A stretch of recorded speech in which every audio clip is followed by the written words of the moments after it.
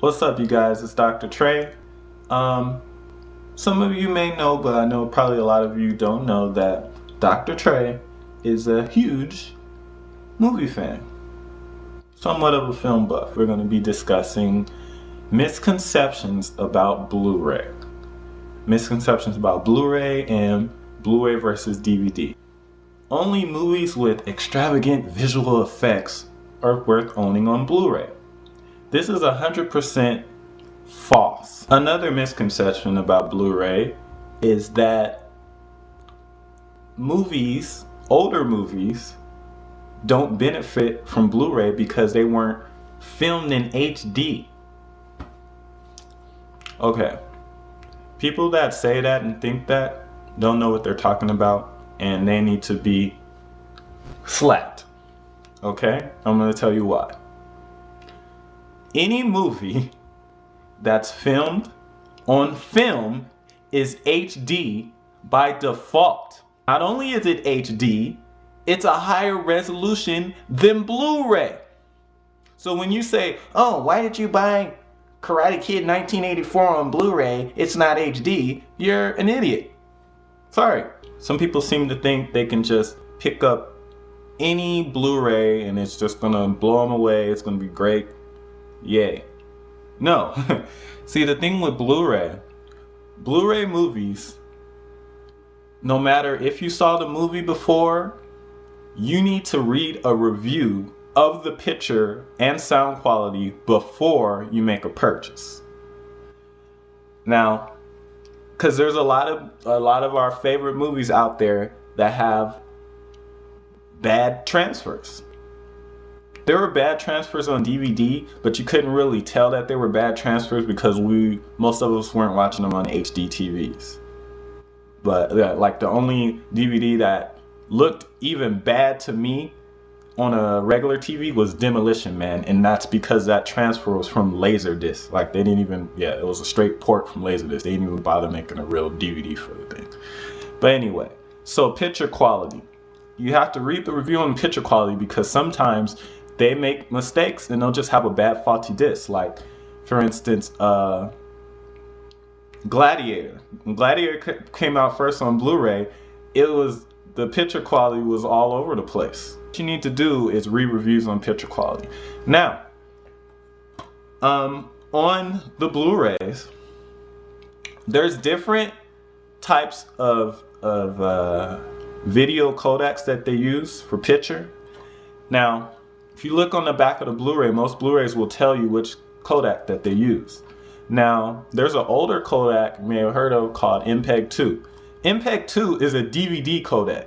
So most Blu-rays that use MPEG-2 are they're old Blu-rays for the most part because nobody uses those anymore.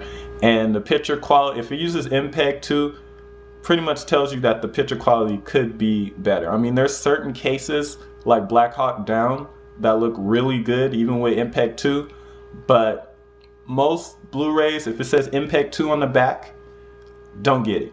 If it says 5.1 Dolby Digital and nothing else, no HD sound, don't get it. Just wait for a better version, or there might already be another version.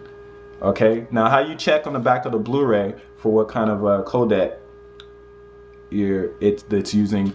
The new codecs that they use for Blu-rays, if you can tell, it's pretty much if it's a decent transfer, it's either going to say AVC or VC1. Now, with the MPEG-2, that's actually the reason why, if you go back to the early history of Blu-ray, there's a lot of reviews of the same movie saying that the HD DVD version looked better than the Blu-ray version of the same movie from the same studio. It's because Blu-ray was using that old codec. They were using the MPEG-2, and HD DVD was using VC1. Okay, now back to sound. On Blu-ray, if you want to check to see if your Blu-ray has uncompressed sound, or HD sound they call it, you just look on the back. Look on the back of the box. If you look under sound, if it says DTS HD 5.1 or any HD sound or PCM uncompressed, that means you have lossless sound. That means it's going to sound better than any DVD. And if you want to test this, even if you want to test this, just go put on a Blu-ray, hook up your speakers, pick the Dolby 5.1, which is lossy sound, not lossless. That's the same kind of sound that would be on a regular DVD. Pick that, watch a scene, watch a couple minute scene with that, then rewind it, start at that scene again, and pick the HD sound and tell me you don't hear a difference. So don't buy a Blu-ray that doesn't have HD sound or a lossless option, because either that means, well, for one, it means that it sounds just like the DVD, and two, it means there's probably a reissue in the future. Okay, and then lastly we have price. Blu-ray price. Now, the thing with Blu-ray, these are the rules for Blu-ray. If you want a Blu-ray movie, if it's a brand new movie coming to Blu-ray and DVD, the best time to get it, for the most part, is release week. Because during release week, they'll have it anywhere from $17.99 to about $22, $23.99. But the week after that, that's when it goes back up. So if you want a movie, a new movie, the best time to get it is release week. If you're gonna wait on the movie, a good thing to do is to just wait a few weeks. Wait a few weeks, but actually check up on Amazon, because Amazon will price match. They pretty much price match all of those stores. If Best Buy has a deal on it for a week, they'll match. If Target had, they'll match. Like Amazon, they match every freaking body. So the best thing to do is to sign up at bluray.com, sign up for their Amazon price tracker, and you're pretty much set. Another rule, they have what's called catalog titles. Those are movies that are old that come to Blu-ray. Like say if they came out with New Jack City on Blu-ray, that would be considered a catalog title because it's not a new movie. Now, the rule with catalog titles, unless you have to have it the day it comes out, the best thing to do is wait.